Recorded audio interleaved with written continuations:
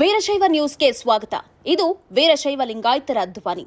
ಆತ್ಮೀಯ ವೀಕ್ಷಕ ಬಂಧುಗಳೇ, ಭಾರತ ದೇಶಕ್ಕೆ 18ನೇ ಲೋಕಸಭಾ ಚುನಾವಣೆಯ ಅಖಾಡದಲ್ಲಿ ಕರ್ನಾಟಕದ ಮೊದಲ ಹಂತದ ಚುನಾವಣೆಗೆ ಕ್ಷಣಗಣನೆ ಆರಂಭವಾಗಿದೆ.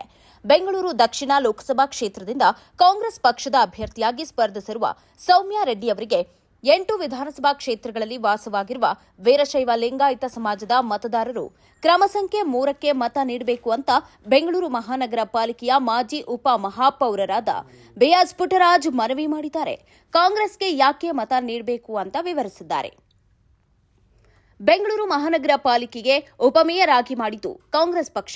1983ರ ನಂತರ 27 ವರ್ಷದ ನಂತರ ಬಿಬಿಎಂಪಿಗೆ ಗಂಗಾಂಬಿಕೆ ಮಲ್ಲಿಕಾರ್ಜುನ್ ಅವರನ್ನ ಮೇಯರ್ ಮಾಡಿದ್ದು ಇದೇ ಕಾಂಗ್ರೆಸ್ ಪಕ್ಷ. ಸಜ್ಜನ ರಾಜಕಾರಣಿ, ಸಾರಿಗೆ ಸಚಿವ ರಾಮಲಿಂಗಾರೆಡ್ಡಿಯವರು ಅವರ ಪುತ್ರಿಯನ್ನ ಆಯ್ಕೆ ಮಾಡುವಂತೆ ಬಿಎಸ್ ಪುಟ್ಟರಾಜ್ ಮನವಿ ಮಾಡಿದ್ದಾರೆ.